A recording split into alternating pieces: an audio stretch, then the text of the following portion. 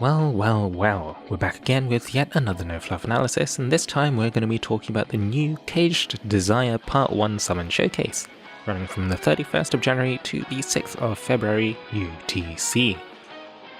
Let's cut the fluff and get straight to it with the first adventurer, the 5-star Shadow Dagger, Joker, the Will of Rebellion. Joker's first ability is Will of the Rebellion. Joker gets a persona gauge, summoning Arsène to attack alongside Joker. This will function much like Dragon Drive. Joker also gets a unique 2-level 4-strike, which gains Dispel and grants extra persona gauge at level 2 if it connects. The ability also grants plus 6% defense. Joker's first skill is Marking Shot, dealing 2,478% damage across 7 hits and granting 300 persona gauge. When Arsène is active, this becomes Wild Rush, adding an extra hit of 750% for a total of 3,228% damage. Joker's second skill is Phantom Barrage, dealing 2,728% damage across 7 hits, reducing the target's strength by 15% for 20 seconds and granting 300 persona gauge. When Arsène is active, this becomes Aha, increasing the damage to 3,030 damage in 1 hit and increasing the strength reduction to 20%. The skill is shareable for 5 skill share points. Joker's co-ability is Agility Boost, increasing attack rate by 7%. Joker's Chain co-ability grants shadow units 10% light resist at 10 combo and above. As for his other abilities, he also has full blindness resist, and his final ability is 30 hits equals energy level up. Joker sits solidly in a damage role with decent SP costs and chunky damage, as well as some defensive utility in the form of a strength debuff on his S2. With a fast charging 4-strike giving Joker access to an unconditional Dispel, so long as you don't count having to hit the enemy as a condition, Joker will settle nicely as an intermediate Dispeller. Not quite as gratuitous as Belina, but enough that I think that you could replace Belina with Joker in a Cayenne team composition and not suffer too greatly, assuming Joker is played well. Joker's Agility Boost co-ability is pretty unique, but also odd to add to an element that already has attack rate buffs from its Agito class weapons.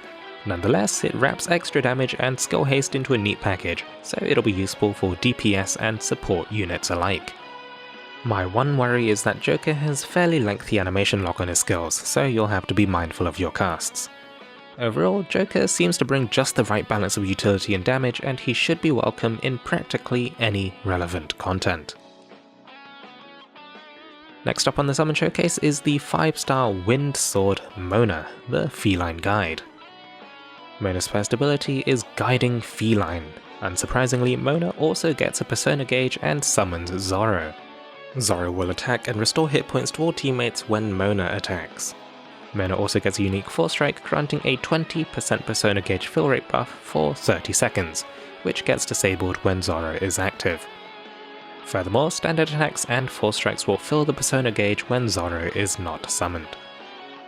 Mona's first skill is Mona Car. Mona, unsurprisingly, becomes a car and deals 2,250% damage across 10 hits and granting 300 persona gauge. When Zorro is active, this becomes Lucky Punch, dealing 2,475% damage across 3 hits with a plus 30% critical chance. Lucky Punch also has a chance to instead deal 2,500% damage across 5 hits with plus 50% critical rate. Mona's second skill is Beckoning Cat, which deals 2,400% damage across 4 hits to nearby enemies, drawing them towards the user and granting plus 300 persona gauge.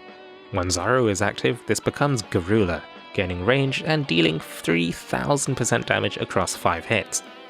This skill is shareable for 5 skill share points, and when used as a shared skill, this uses the base skill. Mona's co-ability is Wind Boost plus 20%, which is plus 20% wind damage. Mona's chain co-ability is Gentleman Thief, granting wind units 10% water resist at 10 combo and above. Mona's other abilities are Freeze Resist and plus 20% critical damage. If there's any character I think you should prioritize in this showcase, it's Mona. Mona's 20% wind damage co-ability is a wind equivalent of Peony, and much like Peony, I expect every single optimal wind DPS setup from now on to include Mona as part of their backline. 20% wind damage is incredibly impactful, and frankly, without the rest of Mona's kit, it's already enough to say that Mona's worth pulling for. But I'm sure that's not what you're here for, so let's go over Mona's viability as an active unit as well. Mona has low SP costs and chunky mods to boot. Mona's Lucky Punch has increased critical rate as well, letting Mona make better use of crit damage wordprints and abilities and making it hit deceptively hard. After all, 2500% damage is not quite the same as 2500% damage with 50% critical rate. When it comes to Mona's team-wide regen while Zoro is active, it seems to tick for roughly 10% healing potency for every couple of Zoro's attacks. It's not very much healing, all things considered, so don't put away your Templar hope just yet.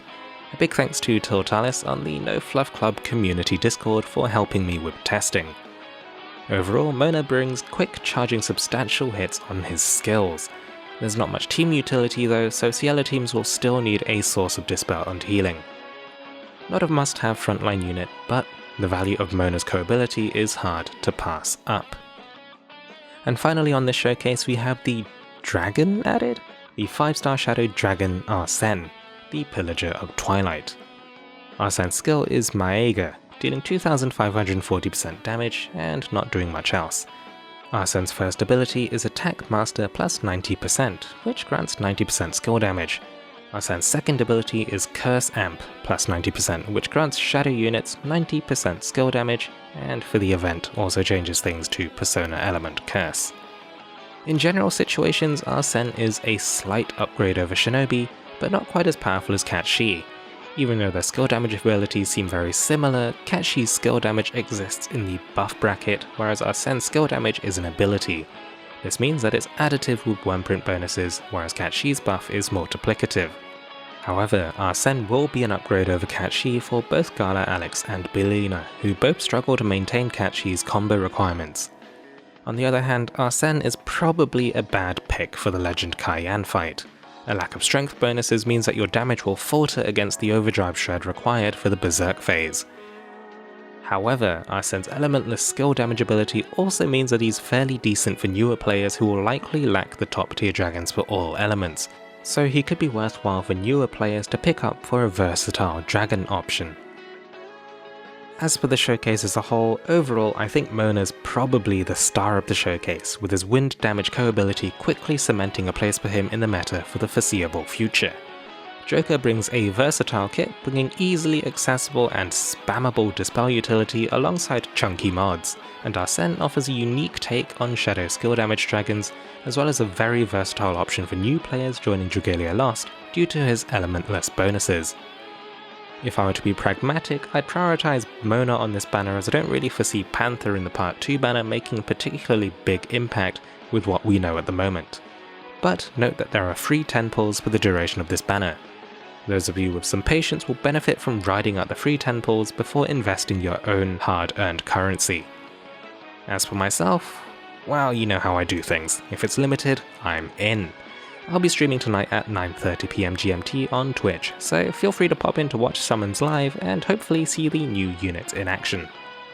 As always, thank you very much for watching until the end. Take it easy, stay safe, and I wish you luck in your upcoming polls.